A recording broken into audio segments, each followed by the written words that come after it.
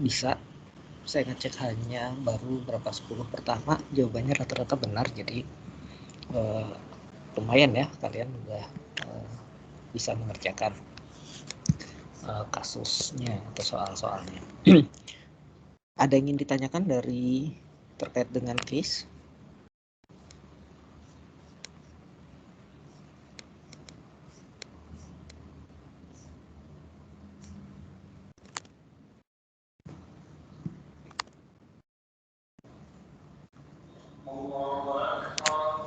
Sebentar, di sini ada azan.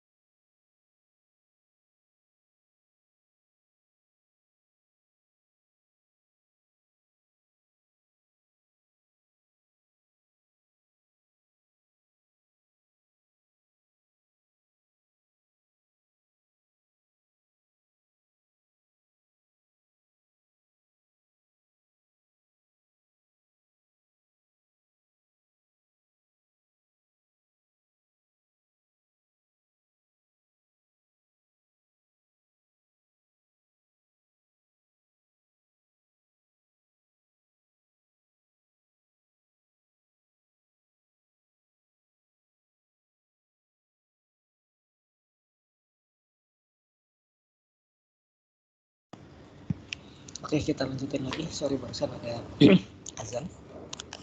Jadi kalau dari latihan Selasa kemarin, rata-rata saat saya cek, kalian mayoritas oke ya. Meskipun sampling saya baru ngambil 10 jawaban pertama, tapi semuanya benar. Jadi relatif kalian bisa mengikuti untuk kasus case ini. Jadi bagian ini mungkin saya nggak bahas detail, tapi silahkan jika kalian ada yang ingin ditanyakan terkait case pada sesi komputer.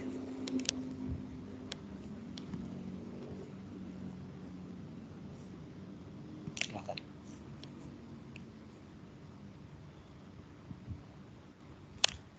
Nggak ada?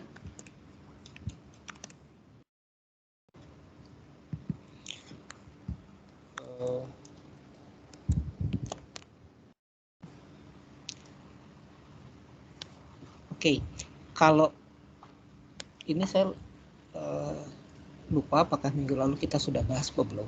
Tapi kalau kita lihat di sini struktur dari address, misalnya kita punya address memori nih. Kemudian dari struktur dari case-nya kita bisa tentukan berapa bit untuk offset, berapa bit untuk index, dan sisanya untuk tag. Tapi minggu lalu udah pernah kita bahas belum? Mengapa tag-nya itu yang di sebelah kiri, kemudian index yang di tengah, offsetnya yang di sebelah kanan?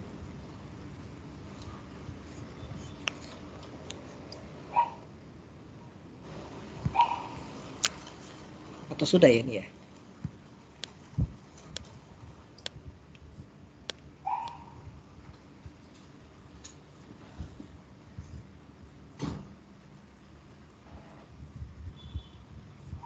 Ayo jawab. Oh, berarti belum ya Pak Infal ya? Belum kayaknya Pak. Oh, oke. Gak ada yang jawab Pak. Ya udah, silakan. Siapa yang mau jawab?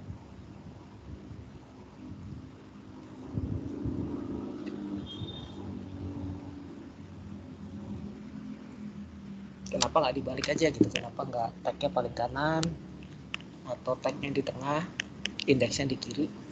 Kalau cara kita mencari case itu kan kemarin polanya pertama yang kita ambil indeksnya kan, indeksnya kita ambil, kita bandingkan dengan posisi indeksnya, kemudian di setiap line yang ada di set indeks tersebut kita bandingkan tagnya match apa enggak, seperti yang pada contoh di bawah, contoh soal yang hari Selasa kemarin, tagnya E3, jadi di set indeks 3 kita cek, ternyata ketemu nih ada yang tagnya E3 berarti match. Nah padahal kalau kita ingin melakukan searching, motong gitu, kenapa nggak motongnya biar gampang, kita ambil yang bit 3 bit paling kiri aja yang sebagai indeks, kenapa harus di tengah? Atau kenapa nggak offsetnya di sebelah kiri? Kalau itu mungkin jawabannya lebih clear ya kenapanya, tapi silakan siapa yang mau jawab atau membantu.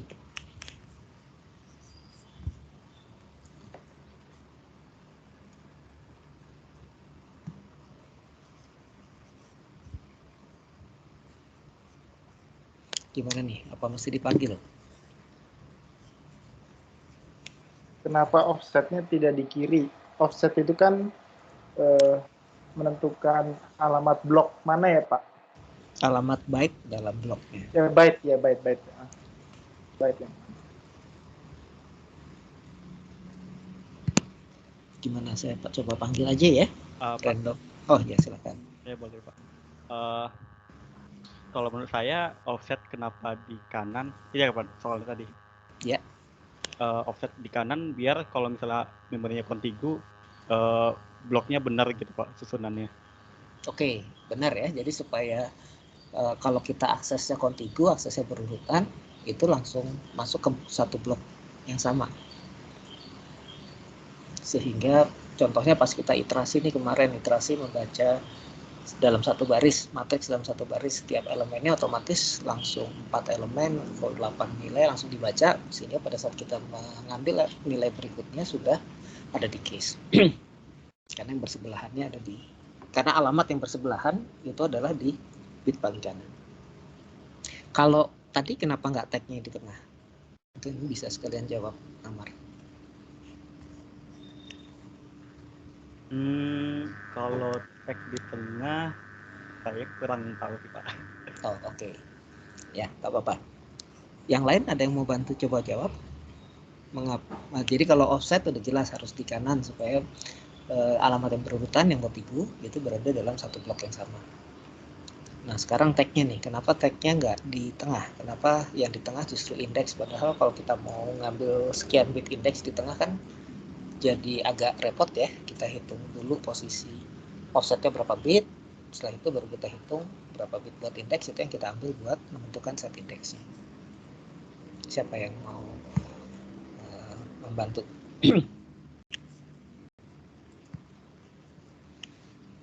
Silakan. Tadi Amar udah.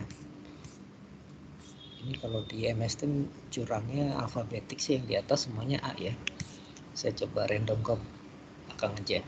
Muhammad Hilmi Rinaldi, gimana? Bisa bantu?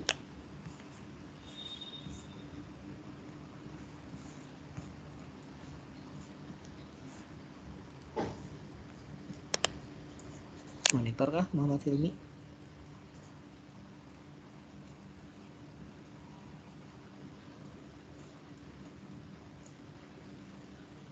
Nggak ngerespon ya Muhammad Hilmi. Nggak respon, Pak. Saya boleh coba nggak Pak? Silakan. Tapi nggak tahu sih Pak, benar nggak? Mungkin karena supaya dia 4 bit gitu Pak, 4 bit maksudnya gimana? di belakang sama offset gitu. Jadi kayak kalau misalnya yang 3 bit itu di depan kan jadi kayak 1 bit yang paling depannya tag itu kepotong gitu Pak. Oke, sebetulnya gini, ini kan pada contoh soal ini kita bicaranya 3 bit buat set index, tapi di kasus lain kan nggak hanya 3 bit, bisa aja set indeksnya 16, berarti kita butuh 4 bit. Atau set indeksnya ada 64, nah, berarti kita butuh berapa? 6 bit. Kalau ini kebetulan 3 bit ya, kesannya jadi 3 bit sama 1 jadi bulat 4.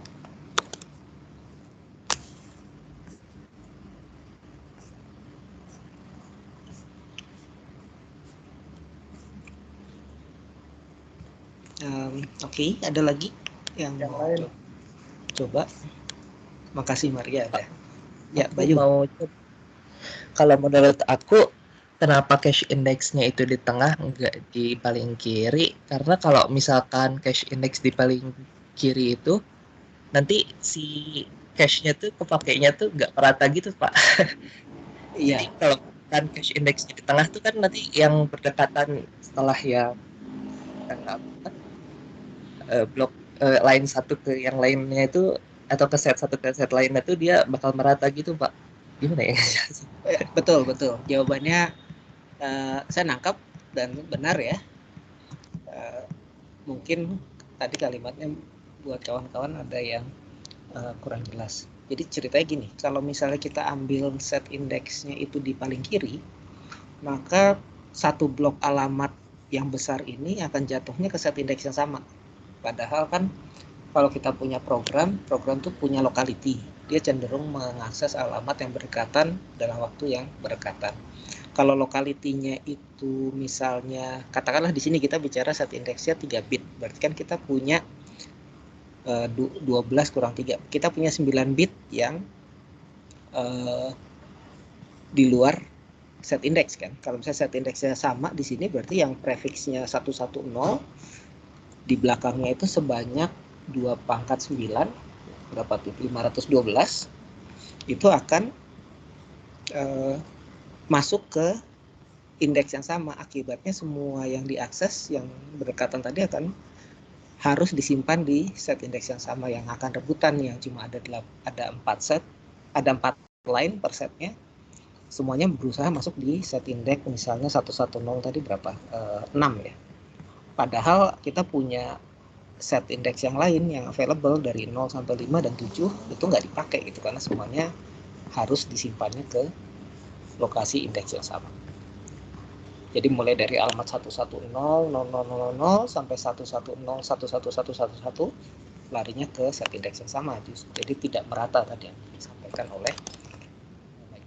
Ya, makasih jawabannya. Gimana? Yang lain bisa diikuti kah?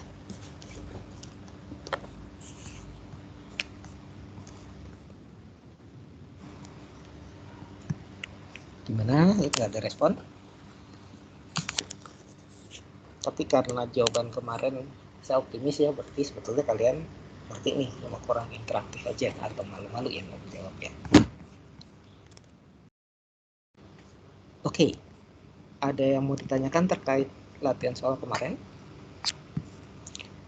Kalau tidak, kita akan coba masuk ke soal berikutnya. Tadi saya sudah posting. Oh silakan, ada yang open mic nih, siapa? Pak, saya mau nanya Pak. Oke. Sebentar, saya buka kerjaan saya kemarin dulu ya Pak. Oke. Atau mau saya bukakan? Apa Pak, saya aja Pak. Oke. Di sini Pak, di nomor yang kedua itu kan ditanya Pak yang paling cepat, yang D, di mana yang paling cepat di antara ketiganya gitu Pak. Betul. Itu sebenarnya data yang diakses sama A, B, dan C itu berbeda nggak Pak? Misalnya A dan B itu sama 640 kali 480 kali 4. Tapi kalau C itu kan cuma 640 kali 480 doang gitu. Jadi kalau saya pikir itu kayak meskipun dia cuma 100% miss rate-nya, tapi karena data yang diaksesnya itu kecil daripada yang A dan B kan itu butuh overhead dari write hit-nya yang 3x3 itu ya Pak. Betul. Berarti kalau saya pikir itu C harusnya lebih cepat ya Pak? Atau gimana Pak? Iya betul, jadi jawabannya benar C yang paling cepat ya, karena jumlah miss-nya sama ABC, yaitu 640 kali 480.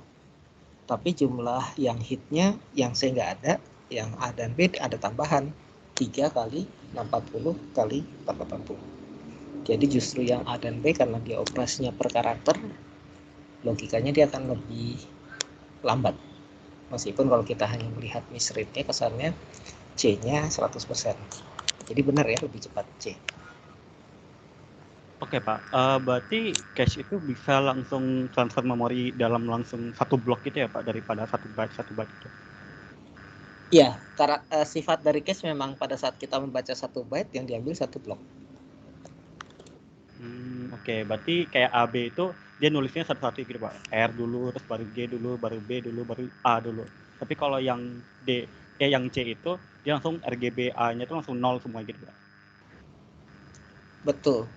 Nah, kan kalau kalian balik lagi ke operasi move misalnya, atau operasi, kalau di sini kan misalnya operasinya kemungkinan move ya, kita melakukan operasi move B atau move, di sini move B kalau yang A dan B karena 1 byte, yang di C-nya move L karena 4 byte.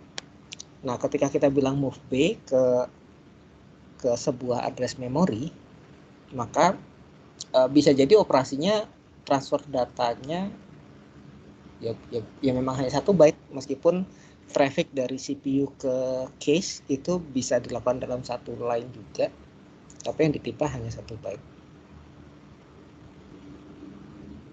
Sementara kalau move B berarti dia move L berarti dia 4 byte langsung ditulis ke address di cache-nya. Oke Pak. Terus Pak, saya mau nanya yang tentang write through sama write back. Kalau Ya. di C ini, kalau di D ini, kalau misalkan dia diperhitungannya cuma A dan B doang ya Pak. Ditanya yang mana yang lebih cepat. Enggak ding. Saya mau nanya ini aja deh Pak. Yang A dan C itu kan kalau misalnya dia write back, berarti dia bakal nunggu diisi semua dulu ya Pak. Jadi RGB A-nya itu diisi 0 dulu. Terus waktu dia berpindah lagi ke cache yang baru dia di push ke memori gitu ya Pak. Saya lagi ngecek ulang nih di sini. Kita nggak, di soal nggak disebutkan ya ini pakai write back atau write through ya? Iya sih Pak, memang enggak sih Pak. Tapi saya nanya aja sih Pak. Oke. Kalau misalnya write back. Tadi yang ditanyakan apa? Bisa diulang? Kalau write back gitu berarti dia meskipun kayak dia write-nya satu-satu, tapi dia push ke memori itu kalau udah sepenuhnya dia isi 0 gitu ya Pak di cache-nya, baru di push ke memorinya. Oh gini, jadi kalau kita pakai write back, pada saat kita ada hit, itu dia nggak nulis ke memori, dia nulisnya ke cache, jadi kecepatannya cepat nih. Tapi pada saat isi cache-nya harus dibuang, misalnya kalau di sini logikanya kan dia iterasi nih dari 0 sampai 480, nulis ke setiap elemen. Ini direct map atau apa ya tadi di atas? Direct map ya, ukurannya 64 kilo. Berarti kalau 64 kilo dibagi 4, berarti dia punya berapa? 16 kilo set. Total setnya ada 16 kilo. Sehingga ketika kita melakukan penulisan iterasi dari 0 sampai 480, setiap iterasinya ini kan mengakses satu case line ya. Tadi ada 16, mungkin pada saat kita I-nya 0 masih belum habis nih case-nya. Tapi J-nya 0. Begitu kita maju ke J 64 kilo itu mungkin sekitar 32. Pada saat J sama dengan 32, dia udah balik lagi ke posisi case yang paling atas. Sehingga pada titik itulah isi case-nya harus dibuang, karena kan di set 0 udah ada tadinya diisi oleh yang indeks I0, J0. Tapi pada saat kita sudah masuk ke J32, dia akan menempati set indeks yang sama dengan tadinya dipakai untuk menyimpan yang I0, J0. Akibatnya elemen I0, J0 yang ada di case itu harus dibuang dari case. Pada saat dibuang itulah terjadi penulisan ke memori utama. Oh, oke Pak. Berarti emang lebih efisien write back ya Pak kalau di kasus ini daripada write run. Kalau operasi penulisannya intensif seperti ini ya. Kalau operasinya intensif pembacaan, iya benar. Kalau operasinya pembacaan tidak lebih efisien karena kan biasanya gini, write through itu digabung sama write allocate. Write to digabung sama write no allocate. Sementara write back digabung dengan write allocate. Jadi kalau pada kasus write back, pada saat kita ingin menuliskan ke sebuah elemen, dia akan dibawa ke case sehingga penulisan berikutnya akan hit. Tapi kalau kita operasinya read intensif, pada saat kita sekali nulis itu nggak dialokasikan di case. Isi case-nya hanya berdasarkan kalau ada operasi pembacaan. Oh, oke Pak. Jawaban singkatnya sih iya kalau kasusnya write intensif ya. Silakan. Tadi mau nanya apa lagi? Oke Pak. Terus yang nomor 3 Pak, saya mau nanya Pak, kalau misalnya saya pengen simulasiin cache-nya gitu ya Pak, misalnya SRC di V terus kayak DST di write gitu, itu Ya.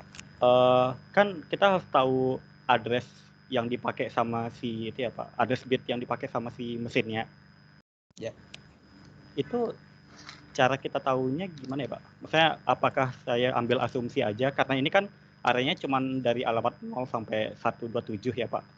Ya. Jadi karena sampai 127 berarti saya asumsikan dia addressnya cuma sampai 7 bit gitu. Jadi pemotongan tag, indeks sama offsetnya saya bagi terhadap address bit yang 7 itu. Itu boleh nggak Pak?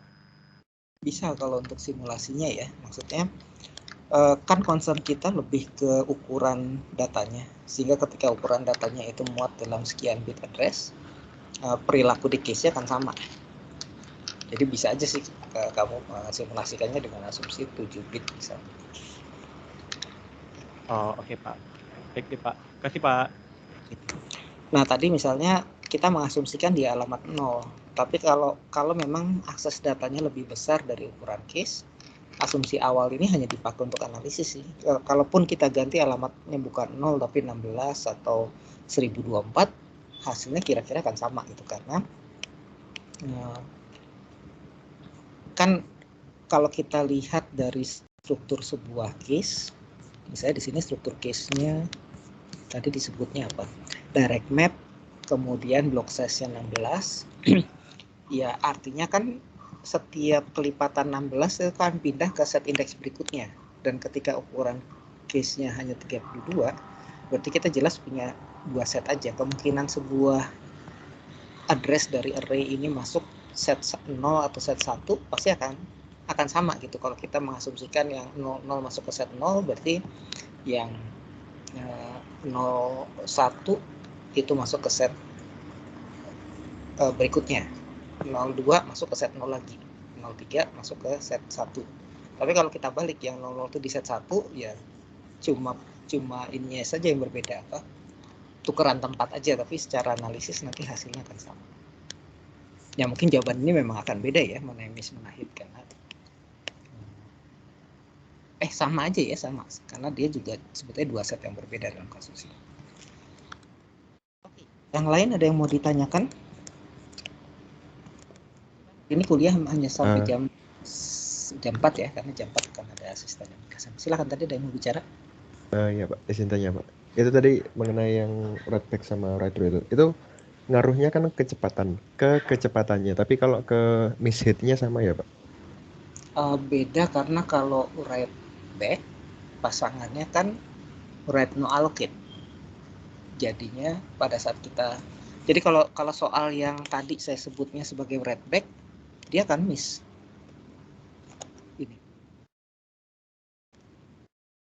Ini kalau right back, karena pada saat kita baca R dia miss, tapi nggak diallocate. Akibatnya pas kita nulis ke G, isi case-nya masih belum berubah, karena tadi right back itu dengan right allocate, right through yang no allocate. Jadi kalau right through ini kan miss, pasti cost-nya ke memori utama. Yang pembacaan berikutnya juga pasti akan miss karena tidak dialokasikan.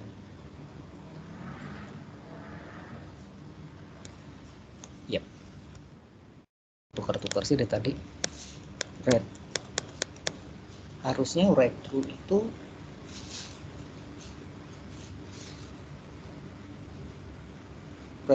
right no allocate. Ini kok di soal di sini saya nulisnya right through right allocate ya. Biasanya pasangannya, saya coba lihat ulang lagi ya di slide. Harusnya right through itu pasangannya no allocate.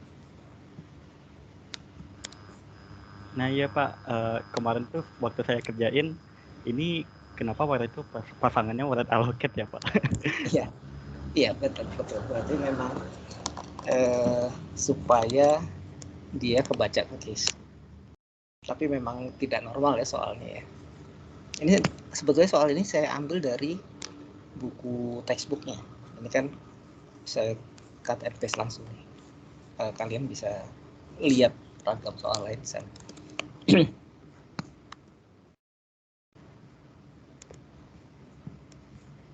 Tadi menjawabkah penjelasan saya?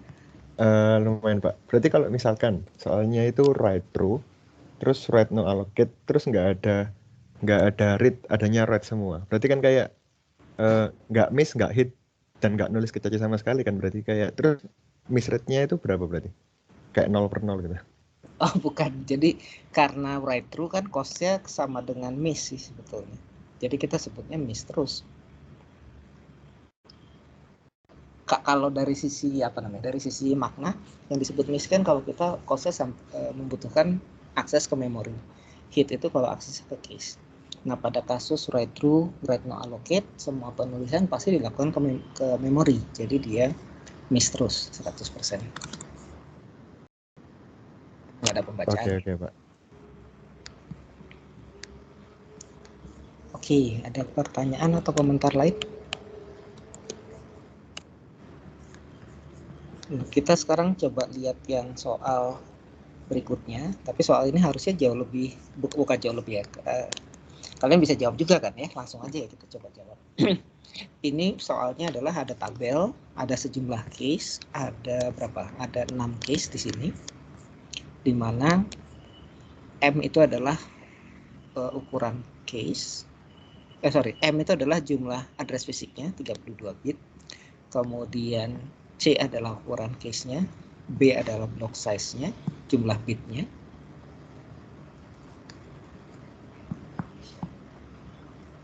Ini harusnya jumlah bit ya.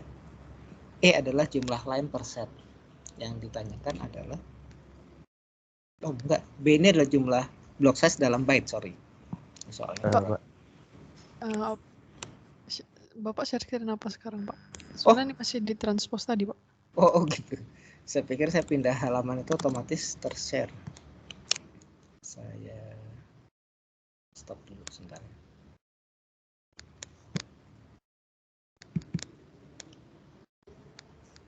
Oke, sudah terlihat kah?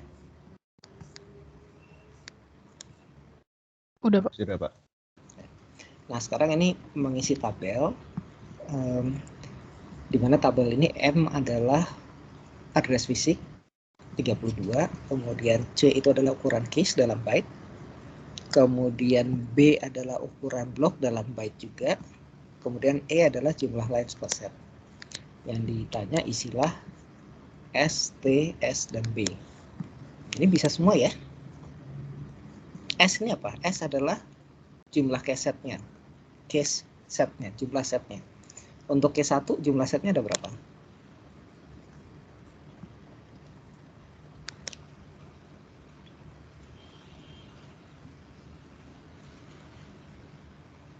Gimana cara ngitungnya?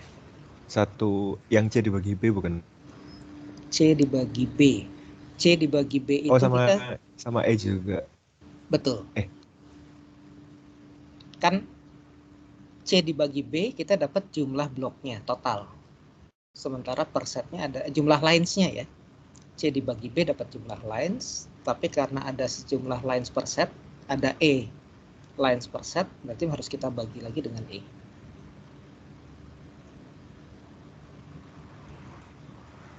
Gimana? Bisa ya? Berarti untuk yang nomor 1 S-nya berapa? 1024 bagi 16, siapa yang bisa cepat? 64, Pak. Betul, ya. Jadi langsung ya dibagi saja C dibagi B kali E, atau C dibagi B dibagi lagi dengan E. Nah, untuk T-nya diambil dari mana? Tag bit.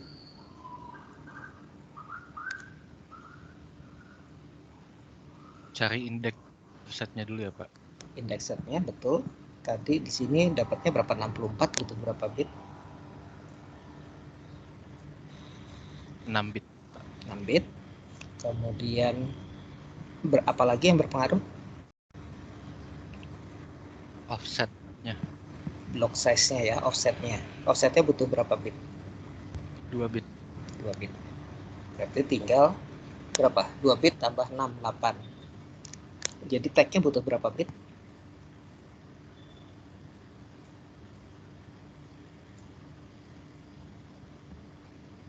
Dua 24 ya, Pak. 24. Sip. Berarti bisa ya, karena satu bisanya yang lainnya pasti bisa, tinggal dikerjakan saja. Ada pertanyaan sampai di sini?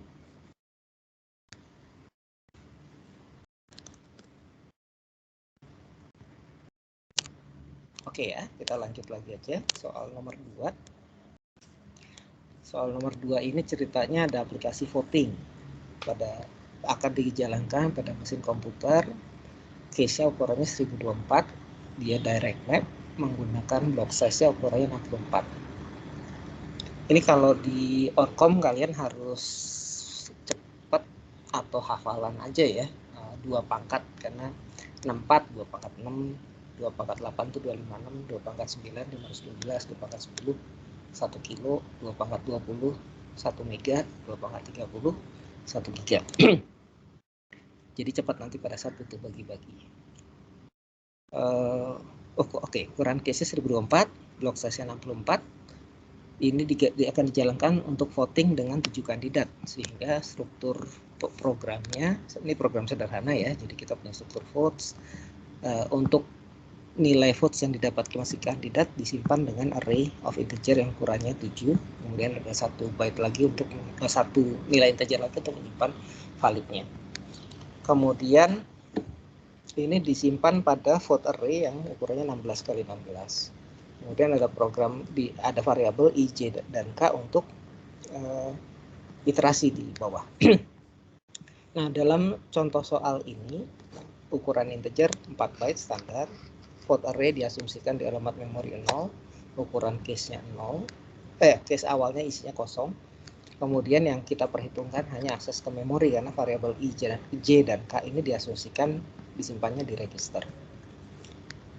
Nah, pertanyaannya adalah berapakah miss rate untuk kode berikut? Sayangnya ini di halaman yang berbeda ya, tapi kalian bisa buka sendiri ya, yang tadi saya kirim di MS Teams. Mengulang kembali, case-nya adalah ukuran 1024, direct map, block size-nya 64 byte. Nah, pertanyaannya untuk kode ini berapakah miss rate-nya. Ini contoh tadi juga tidak saya tuliskan jenis case-nya, tapi asumsinya adalah rate allocate.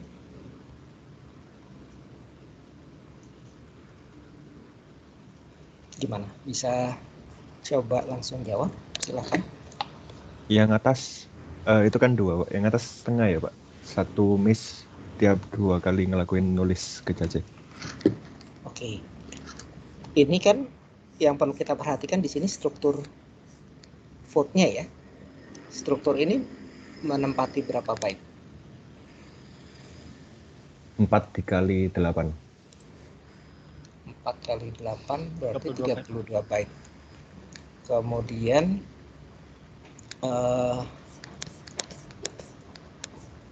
pada saat kita menuliskan ini, jadi tadi satu miss 1 hit gitu ya.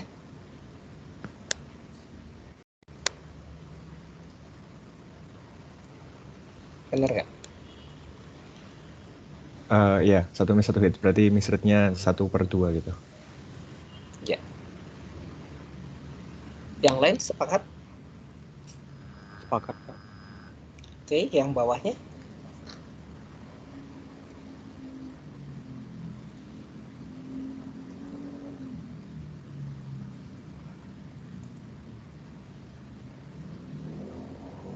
Yang loop kedua aja.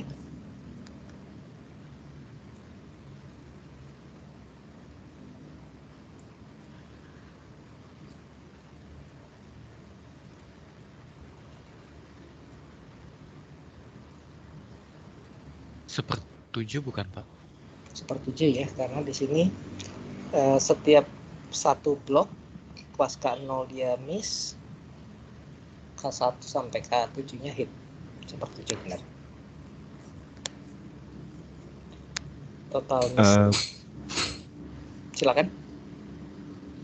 Kalau saya mikirnya 1/14, Pak. Bener nggak, Pak? Soalnya kan satu line isinya bisa 2 buah data. Nah, benar juga. Saya salah Iya. tadi. Ya. Benar, saya sendiri kejebak.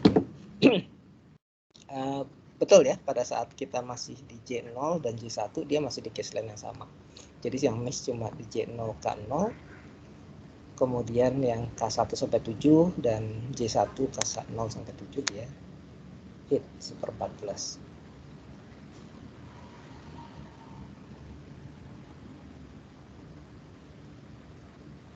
Oke ya, total miss rate-nya jadinya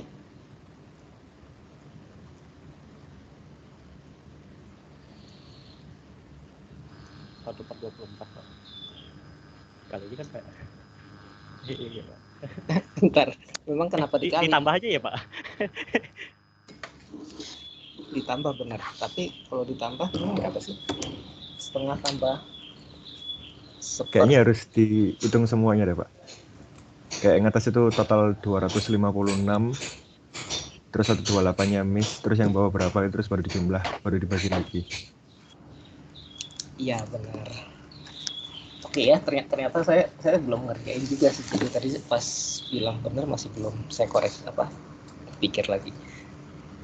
Ya kita nggak bisa nambahin langsung karena kan jumlah operasinya beda. Yang di atas itu 16 kali 16, yang di bawah itu 16 kali 16 kali 7. Jadi harus dihitung miss yang di atas itu adalah 16 kali 16, hit dari total operasi 16 kali 16 kali 2. Miss-nya di sana adalah setengah kali 16 kali 16 dari total operasi 16 kali 16. Kemudian yang di bawah adalah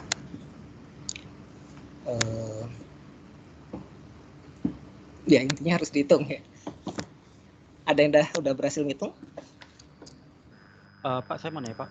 Ya. Pak, kalau misalnya kita ubah yang loop kedua itu jadi pointer gitu ya, Pak. Jadi saya pengennya si kandidat 7 itu langsung isi 0 semua dalam satu word. Itu bisa nggak? Kandidat ke-7. 7 kandidatnya gitu, Pak. Semua kandidatnya Okay. langsung di word 0 gitu, Pak, dalam satu instruksi. kayak contoh soal yang kemarin ya. Iya Pak. Pertanyaannya, ada nggak operasi yang bisa menulis sebanyak 7 kali 4, 28 byte sekaligus? Berarti tergantung dari apa ya Pak, instruksinya dari CPU gitu Pak. Betul.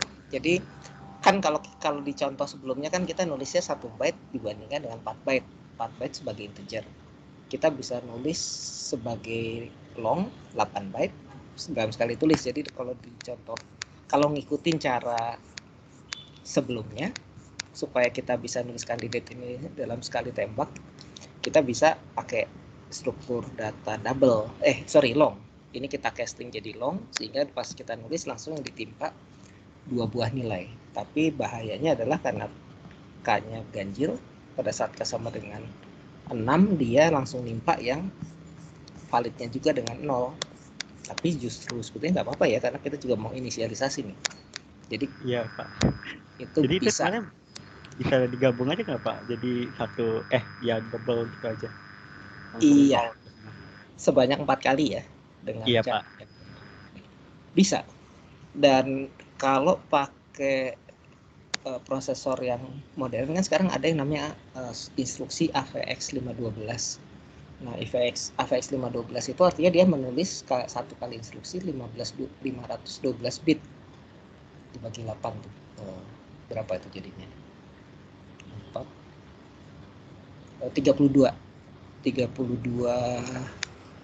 integer langsung dalam satu operasi. Nah, dengan menggunakan AVX itu juga bisa kita satu instruksi untuk menimpa. Dan ini juga bisa di-support sama compiler ya. Compiler kan dia bisa ngenalin loop seperti ini, kemudian melakukan optimasi mungkin saja. Tapi saya mesti cari tahu. Tapi bisa. Oh, oke Pak. Tapi kalau misalnya kasusnya si instruksinya ada bisa langsung banyak ya Pak, tapi cache-nya nggak mendukung karena satu line-nya itu cuman yang lebih kecil lah daripada instruksinya. Itu mungkin nggak Pak?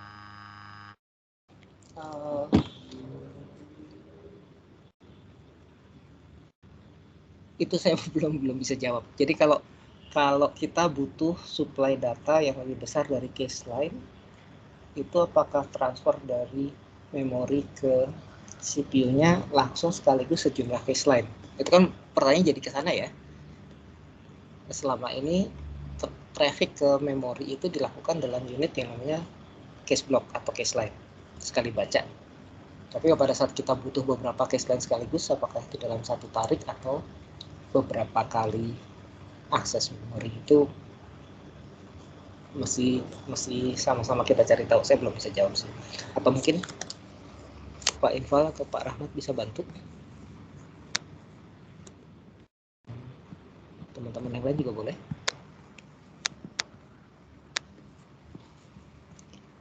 Ya, itu belum tahu jawabannya saya. Mungkin nanti bisa kita coba cari tahu ya. Ya, Pak, saya juga belum tahu juga. Oke, makasih. Baik Pak, makasih Pak. Oke, ada pertanyaan lain? Silakan. Tadi siapa yang Pak Infal? Cuma tadi pertanyaannya transfer data dari cache ke CPU atau dari memori ke CPU ya, Amar? Tadi itu Pak, jadi kalau misalnya instruksinya bisa misalnya kayak AVX 512 gitu ya Pak, dia langsung 512 langsung ke cache gitu. Tapi kalau cache-nya nggak mendukung buat 512 langsung dalam satu blok, itu gimana Pak? Mungkin nggak Pak? Kalau setahu saya transfer data itu via bus bukan ya Pak Imam? Betul, tapi tadi balik lagi sih saya ngitung 512 bit itu kan 64 byte ya. Iya. 32 Berarti 32 byte ya? 64 Pak. Iya, 64. Ya. Nah, berarti kebetulan itu ukurannya sama dengan cache line.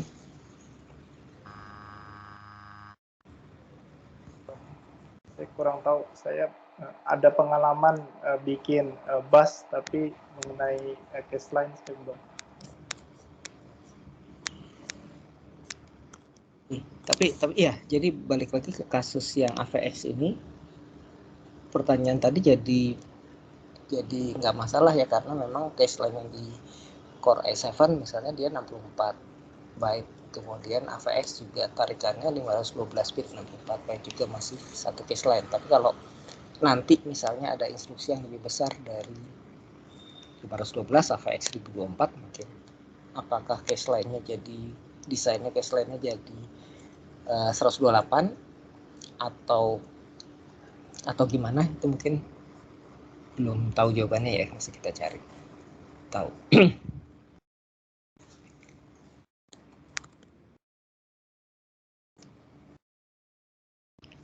Oke, silakan ada yang lain mau menambahkan atau bertanya. Kalau tidak, tadi soal berikutnya tadi udah terjawab belum ya? Oh, udah, yang ini udah ya. Sekarang varian kedua, sebetulnya ada cara optimasi lain dengan pakai fungsi zero gitu. Ada fungsi untuk menzerokan satu deretan memori. Yang implementasinya juga pasti akan mirip-mirip di sini. Di sini kalau kita lihat versi kedua, dia disatukan dua loop tadi untuk menginisialisasi kandidat 0 sampai 7 dan valid bitnya. Nah, pada kasus ini berapa miss rate-nya? Harusnya lebih sederhana dari yang tadi ya.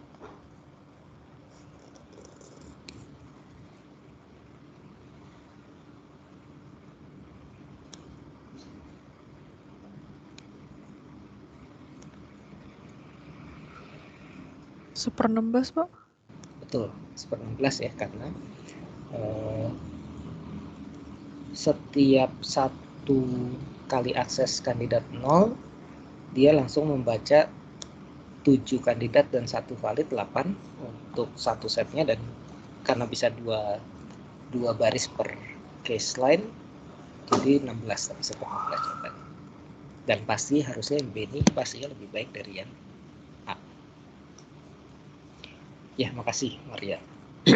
Tadi saya nggak lihat benar Maria ya, dari suaranya aja yang familiar. Soal terakhir ini harusnya tidak sulit karena ini sama dengan yang soal kemarin. Kita punya memori yang isi memorinya seperti ini. Alamatnya dari 00 sampai 17 heksa. Berarti di sini 16 kali 16.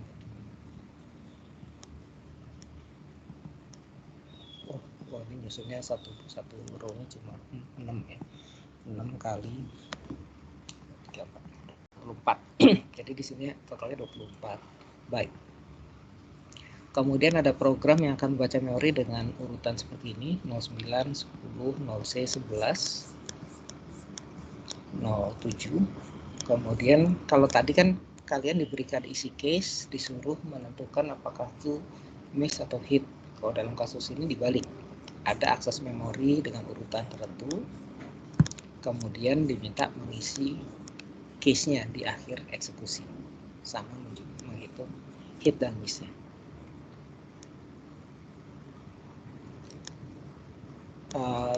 Kita nggak akan mengerjakan ini sekarang karena waktunya tinggal 9 menit lagi, tapi yang mungkin kita bahas barengan sekarang adalah tag-nya berapa bit dalam kasus ini untuk konfigurasi case yang A.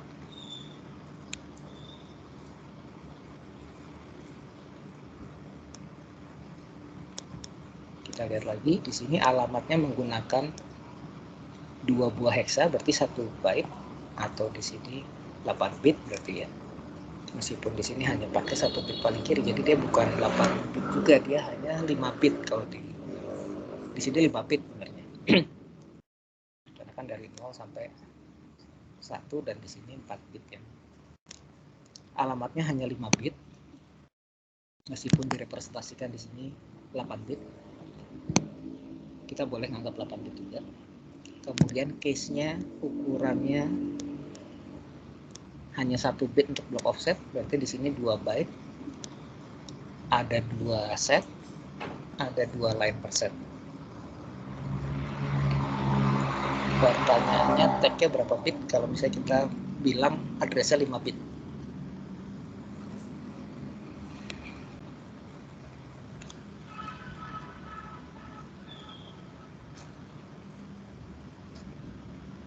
Silakan. Bisa cepat kan? 3 ya Pak? 3 ya. Kalau kita asumsi 5 bit berarti 3, kalau tadi address-nya 8 bit berarti 3 tambah 3 6. Nah, dengan tahu itu kita tinggal simulasiin aja kan pas kita ngakses 9 ini kode binernya adalah 1001, berarti tag-nya adalah 9 itu berarti 01001, berarti tag-nya adalah 010. Kemudian set-nya di sini set 0 ya, karena 1001 di bit keduanya. Berarti disimpan, nanti kalian tuliskan di set 0. Tag-nya 010, valid bitnya 1. Ini pas akses berikutnya 10, ini 1010, berarti dia masuk ke set 1. Masuk yang bawah tag-nya, dan seterusnya gitu. Tinggal disimulasikan, ketika hit berapa dihitung, dihitung berapa. Oke, bisa ya mengerjakan ini?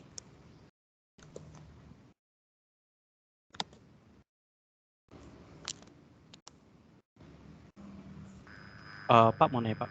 Ya. Tadi kan address-nya kita bisa asumsi antara 5 atau 8 ya Pak. Iya. Kalau misalnya kita ambil 5 sama 8 tuh konfigurasinya bakal beda nggak Pak?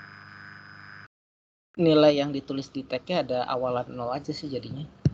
Jadi ini saya coba ya, address-nya address bit t 3 bit set. Loh, nggak ketulis apa-apa, ngehang. Bentar ya.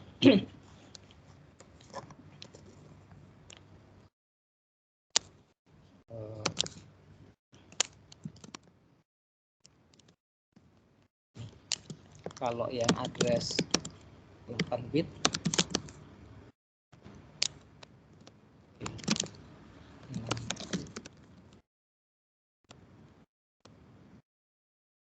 nah sekarang kalau tadi hexa 0x09 berarti kan di sini 000 kalau 8 bit 010 01 kan,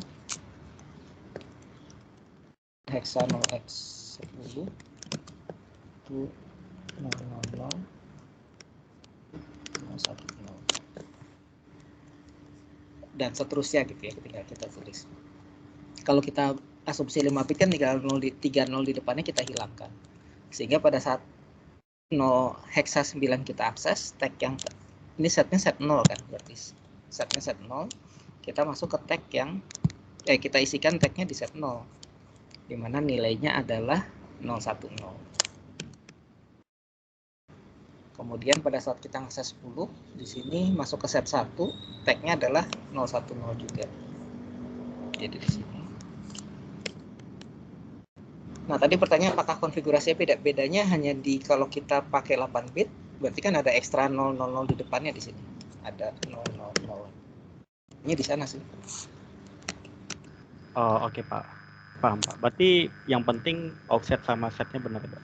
Offset Betul. sama dia. Oke Pak. Kasih Pak. Tapi nanti pada saat kita nulis tagnya jadi beda ya. Kita perlakuan ya. Sebetulnya cuma beda 0 di depan sih, jadi nggak beda juga. Ya, oke. Ada pertanyaan lain?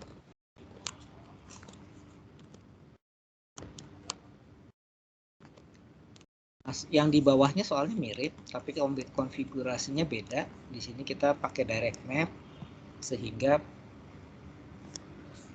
block offsetnya sama 1, tapi set indeksnya jadi ada 4, jadi 2 bit. Tag-nya jadi berkurang. Jadi kalau kasusnya di sini address 5 bit, saya copy ya.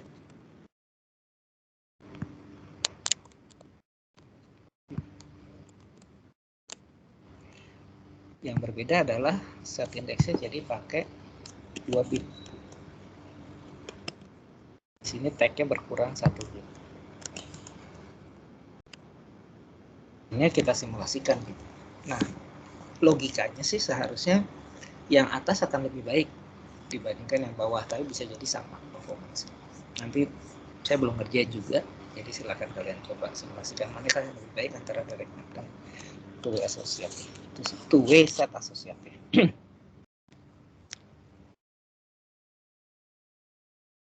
Oke, ada pertanyaan lain?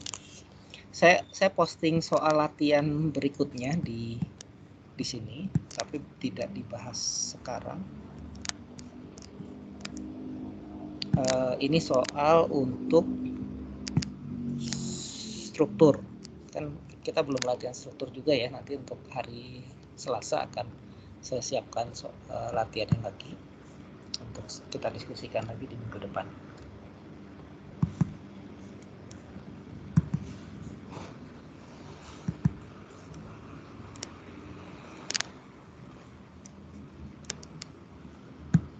Oke, ada pertanyaan sampai di sini? Hari Selasa terakhir ya Pak? Oh, hari Jumat. Hari Jumat udah nggak ada. Oh, udah masuk Desember. Kayaknya tetap ada deh. Tetap ada. Iya, itu soal si apa namanya? Yang nge-generate kalendernya, iya tertinggal hari terakhir. Kalau hari Jumat kita nggak libur, kita tetap ada kelas aja. Oke. Baik. Oke ya, itu untuk latihan berikutnya saya posting di MS Teams. Ini Berarti cuma masih ada 1 minggu untuk persiapan UAS ya Pak? Betul. Karena minggu terakhirnya minggu depan kan ya. Oke, ada pertanyaan lagi dari teman-teman?